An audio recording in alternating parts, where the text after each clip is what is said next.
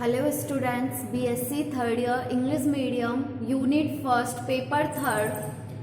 तो last class में हमने इसका एग्जाम्पल सॉल्व किया था, ठीक है, और वो हमारा इनकम्प्लीट था। और जो हमने एग्जाम्पल हमारा गिव अप किया था वो था again weight of particle at O equal to tension in the string. Okay, तो यहाँ तक आप लोगों ने नोट कर लिया। अब हम इसके आगे का डिस्कस करेंगे। ओके, तो wait of particle, what is wait of particle? उसका मास और उसकी ग्रेविटी, ठीक है। और जो टेंशन है उसको हम फाइंड आउट करते हैं हुक लॉ से।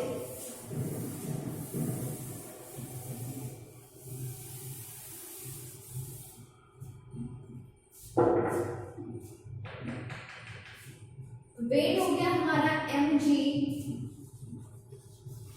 t हो गया टेंशन, और टेंशन को हम हुक लॉ से अगर सॉल्व करें तो यहाँ आएगा elasticity modulus extension length upon उसकी natural length. What is the extension length?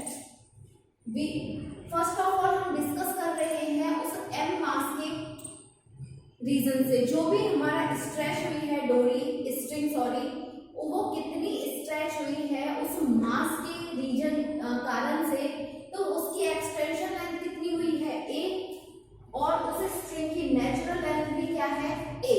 तो इस a से ये a कैंसिल हो जाएगा, तो लैम्डा इक्वल टू होगा mg के equal. Equation number 1 clear. After then let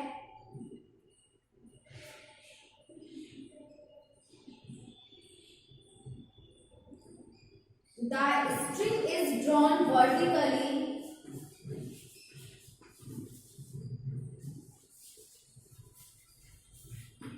the string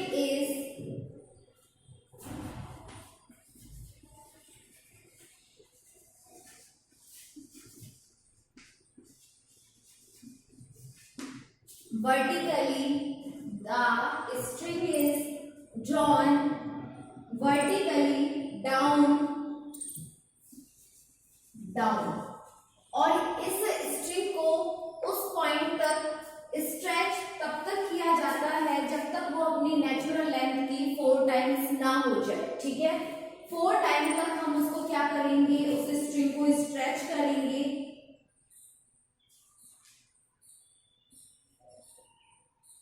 where OD equal to 2a, where OD equal to 2a. Now also let the particle position is p, the particle position p at any time t, at any time t.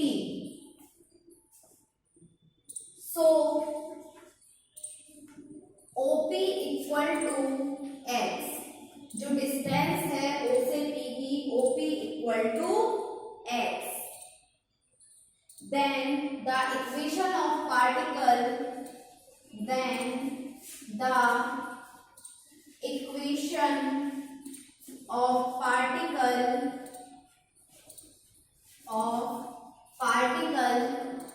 at P point,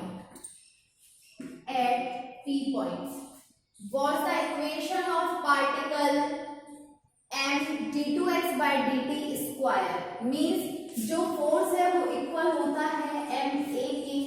m हो गया मास, acceleration को show करते हैं d2x by dt square equal to m d2x by dt square equal to mg minus, जो उसमें हमने o point से उसे स्ट्रेच किया है d पॉइंट तक, तो स्ट्रेच के रीजन से जो भी हमारा टेंशन इंक्रीज होगा उस स्ट्रिंग में, तो उसका जो वर्टिकली में फॉर्मूला होता है इक्वेशन का वो है m d2x by by dt square equal to mg minus t.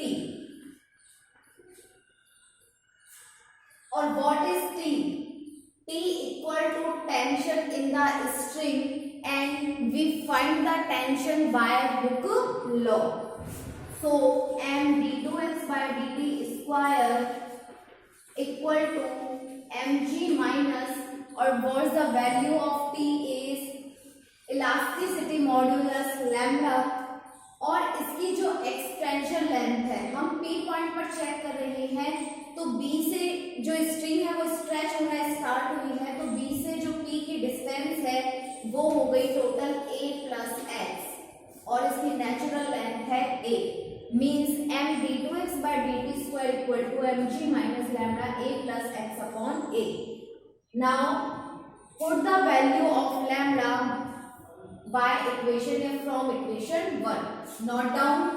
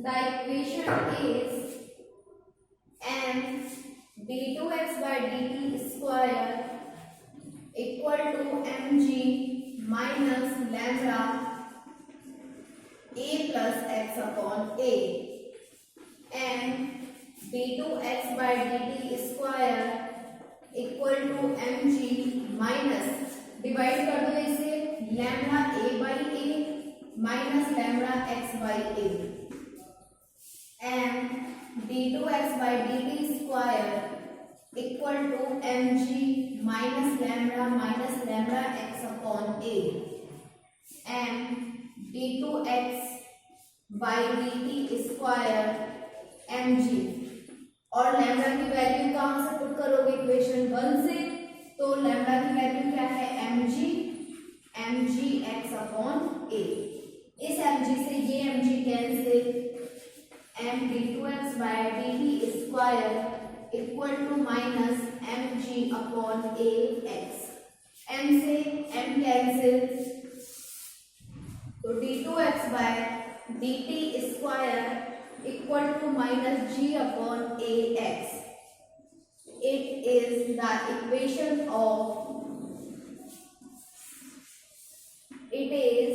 the equation of simple harmonic motion.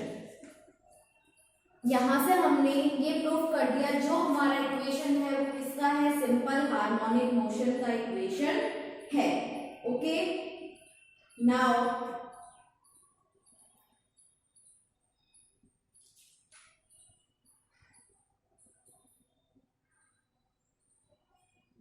Last question में मैंने आपको बताया था कि d2x by dt स्क्वायर होता है एक्सेलरेशन, और what's the definition of acceleration, the rate change the rate of velocity means dv upon dt. dx से मल्टीप्लाई किया, dx से इसे डिवाइड किया, अगेन dv अपॉन dx और dx upon dt equal to dv upon dx, और displacement की rate को change करेंगे तो वो होती है वेलोसिटी। तो इस एक्सेलरेशन के प्लेस पर या इसको हम रिप्लेस कर सकते हैं v dv अपॉन dx से। तो v dv upon dx equal to minus g upon a x। Variables को सेपरेट करो, v dv equal to minus g upon a x dx, ठीक है। और वेरिएबल सेपरेशन के बाद हमें इंटीग्रेशन करना होता है और एक कांस्टेंट हमने c यूज किया, ठीक है। नोट करो इसे।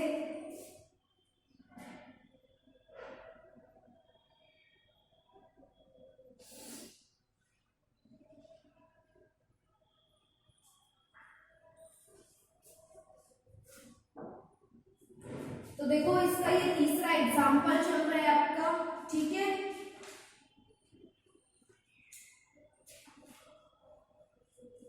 एक एग्जांपल और करवाऊंगी इसका और एक एग्जांपल बचेगा वो आप लोग कर लेना। 5 एग्जांपल है, तीसरा चल रहा है, चौथा मैं करवा दूंगी, 5वां आप लोग कर लेना।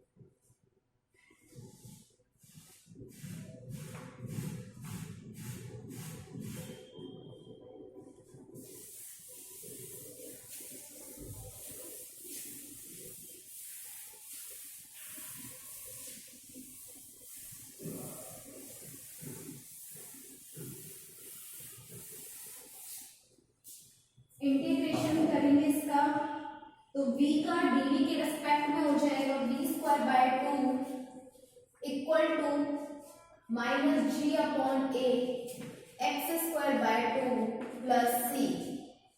v square equal to minus g upon a x square plus का 2c। Let 2c equal to c1। b square equal to minus g upon a x square plus c1। और v क्या होता है, उसके डिस्प्लेसमेंट की rate को अगर हम चेंज करें तो क्या होगा, वो वेलोसिटी। तो v के प्लेस पर हम dx बाय dt पुट करते हैं, इसका whole square minus g upon a। इस इक्वेशन से पहले देखो, चेंज से बात करेंगे। हम इसे चेक कर रहे हैं पॉइंट डी पर। कहां पर? At point D. At point D. और पॉइंट डी पर x की वैल्यू किसके इक्वल है? जब हम डी पर हैं, उसको यहां से हमने गिव अप नहीं करा इस पॉइंट को डी से, तो जो ओ पॉइंट से डी की जो डिस्टेंस है वो कितनी है? 2a। तो जो x की वैल्यू होगी डी पर वो होगी 2a के इक्वल। जो वेलोसिटी होगी वो होगी 0 के इक्वल। ओके, वेलोसिटी क्या होगी? 0 के equal. x equal to 2a, v equal to 0 हम यहां पुट करेंगे, तो 0 equal to minus g upon a, 2a का होल स्क्वायर प्लस का C1, 0 equal to minus G upon A 4A square plus का C1, एक A से एक A cancel, C1 equal to minus का 4GA। Okay,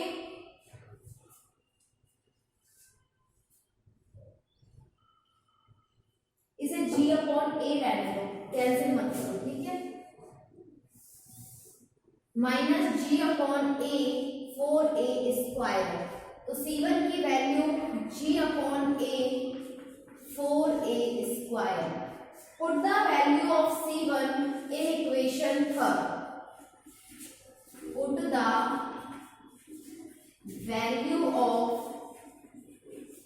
C1 in equation third, b square equal to minus g upon a x square plus का g upon a 4a square,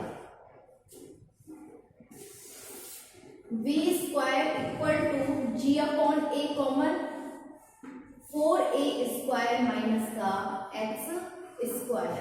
it means b को मैंने change किया dx by dt में और value हो गई g upon a 4a square minus का x square. Clear? यहां से हमने dx by dt का होल स्क्वायर को रिमूव, होल स्क्वायर हटाएंगे तो क्या करेंगे, इसका स्क्वायर रूट, तो plus minus g upon a 4a square minus का x स्क्वायर, और स्क्वायर रूट करते हैं तो आगे साइन किसका आ जाता है, प्लस माइनस का, ठीक है। अब प्लस माइनस में से हमें कौन सा साइन लेना है, you know that very well, we use the minus sign because of axis decrease when we remove the particle at point D, the particle is moved in upward direction. When the particle is moving upward direction, the length of axis decreasing, so we use the minus sign. dx by dt equal to minus g upon a 4a square minus का x square।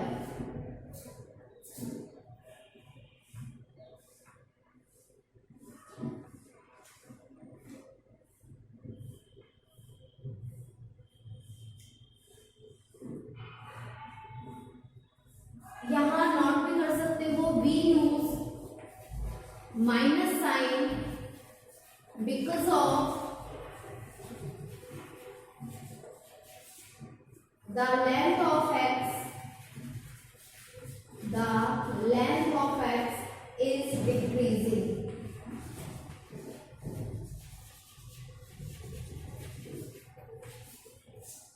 Note करो, फिर आगे solve करेंगे।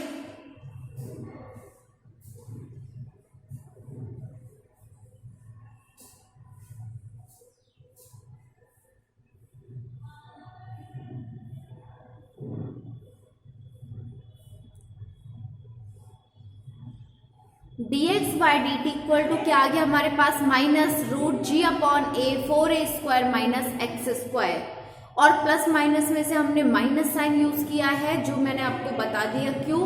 जब हम उस string को stretch करते हैं और वो स्ट्रेच हमने डी पॉइंट तक किया, डी पॉइंट पे आके हमने उस स्ट्रिंग को फ्री किया तो वो अपवार्ड डायरेक्शन में मूव करेगी। जब वो अपवार्ड डायरेक्शन में मूव करेगी तो जो हमारी लेंथ है एक्स वो क्या हो जाएगी, डिक्रीज होगी, और जब वो डिक्रीज होगी तो हमें कौन सा साइन यूज करना होगा, माइनस का।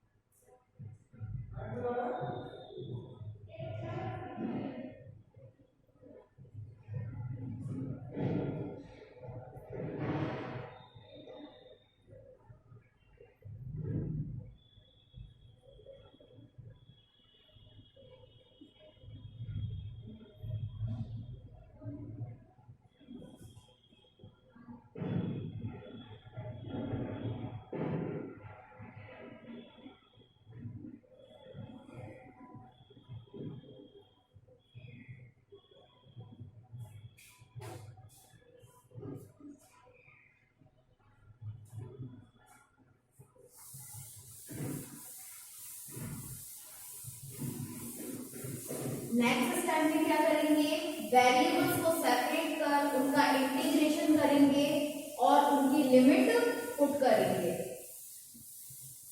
क्योंकि हमें वैल्यू किसकी फाइंड आउट करनी है, टी की। तो टी की वैल्यू फाइंड आउट करने के लिए हमें क्या करना होगा, उनकी लिमिट पुट करनी होगी। ठीक है, तो वेरिएबल्स को सेपरेट करो। यहाँ से हमारे पास इक्वेशन थी dx by dt equal to minus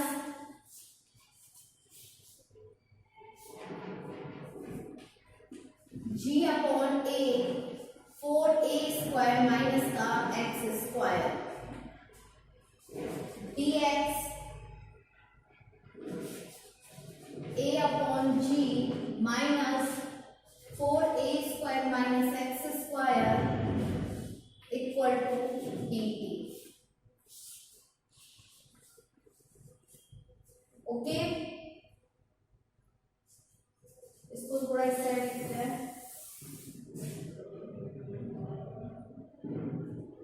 dx upon minus sign 4a square minus x square g upon a और dt। और वेरिएबल सेपरेटिंग के बाद हम इनका इंटीग्रेशन करेंगे और एक कांस्टेंट हो गया c2। अब क्या करेंगे, इनकी लिमिट पुट करेंगे। ठीक है, अब लिमिट पुट करनी है और हमसे जो फाइंड आउट करवाया है वो है कि prove that the particle would return to the point in time. ठीक है, मींस जब पॉइंट डी पर है और वो अपनी पोजीशन पर पुनः आएगा, उसकी नेचुरल लेंथ तो कितनी है, ए बी। तो डी से कहां तक का नोट करना है हमें, बी तक का। ठीक है, डी से कहां तक का करना है, बी पॉइंट का।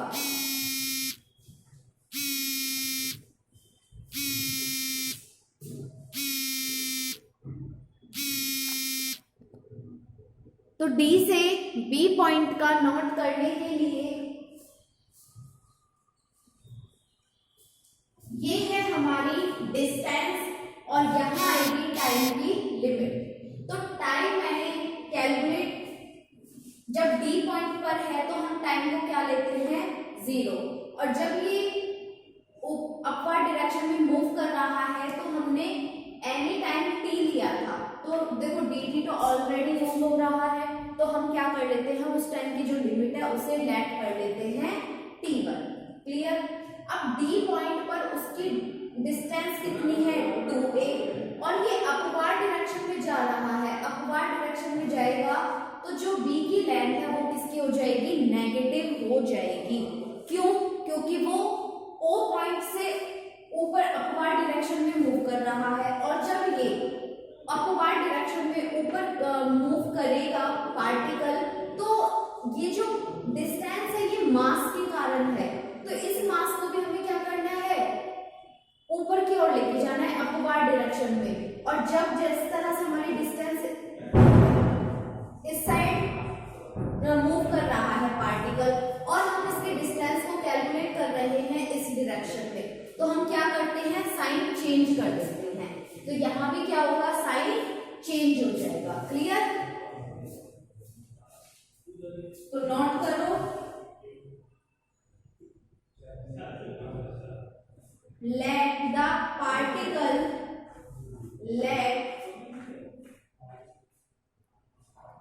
ओके, तो नोट करो, let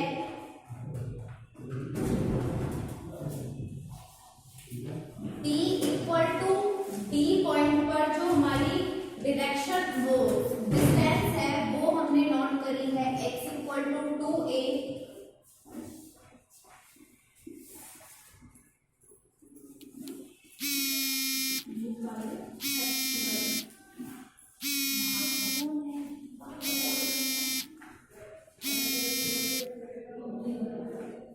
let the distance of particle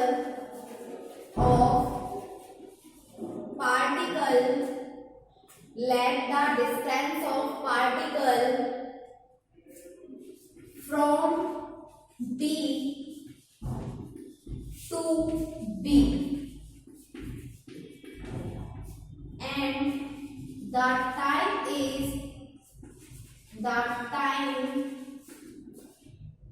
and D to B। तो जो हमारी डिस्टेंस ऑफ पार्टिकल की वो D पॉइंट पर x इक्वल टू 2a और B पर x equal to -a, O point तक जो स्ट्रिंग स्ट्रेच हुई है वो m मास के रीजन से है, ठीक है। तो हमें क्या करना है, अपवर्ड डायरेक्शन में मूव करना है और m मास के कारण उसकी जो डायरेक्शन है वो डाउन में है। तो जब उनकी डायरेक्शन इंटरचेंज हो गई तो हमने क्या किया, नेगेटिव साइड यूज किया। और D पॉइंट पर जो टाइम t है वो 0 है और अगर हम उसको अपवर्ड डायरेक्शन में मूव करवाते हैं तो हमें टाइम का वैल्यू कैलकुलेट करनी है। तो हमने वो लेट कर लिया कि t इक्वल टू t1, ठीक है। Put the value in the integration equation,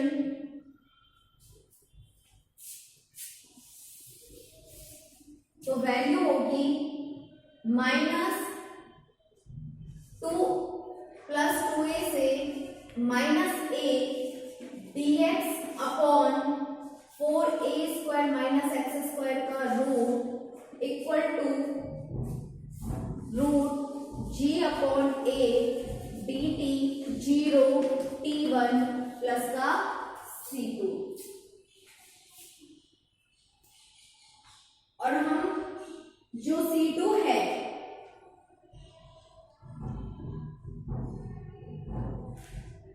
उसे यूज नहीं करेंगे बिकॉज ऑफ हमने यहाँ पर लिमिट पुट कर दी। अब यहाँ लिमिट हमने पुट नहीं करी तो मैंने c2 लगा दिया, तो यहाँ से मैं इसे रिमूव करती हूँ बिकॉज ऑफ हमने इसको बाउंड कर दिया लिमिट्स में। तो यहाँ से इसकी वैल्यू क्या है, क्या फॉर्मूला है, integration -dx upon a square minus x square का। अब यहाँ 4 पर देखो, only a square minus x square का और माइनस साइन है, क्या होता है, cos inverse x upon a। तो यहाँ से वैल्यू क्या हो जाएगी, cos inverse x upon 2a का स्क्वायर, तो 2a लिमिट हो गई 2a से माइनस का a equal to root g upon a t, और t की लिमिट हो गई 0 से t1। Okay,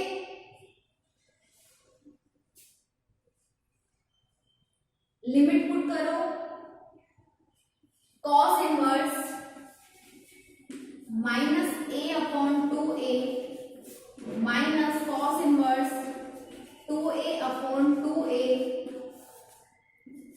equal to root g upon a t1 minus 0। तो 2a से 2a कैंसिल क्या आएगा, cos इनवर्स 1, और 1 वैल्यू कब होती है, जब cos की वैल्यू क्या हो, 0। तो इसकी वैल्यू तो हो गई 0। cos inverse -a upon 2a, minus का 1/2, और माइनस का 1/2 कब आएगा, 2π/3 पर। तो यहाँ करेंगे 2π/3 माइनस का 0 equal to root g upon a t1, ठीक है।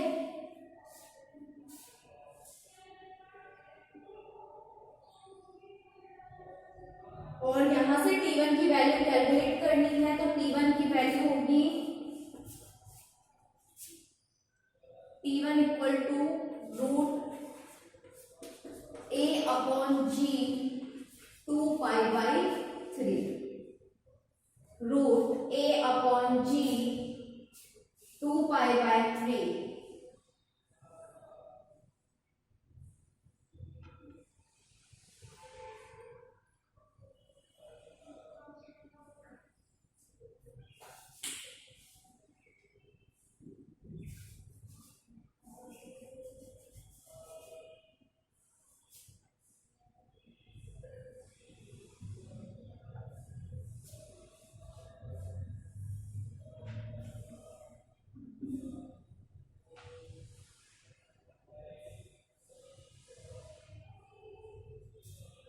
और इस इक्वेशन को 4 नंबर पुट कर देना, ठीक है। थर्ड स्टाइल में दे चुकी हो, 4 कर देना।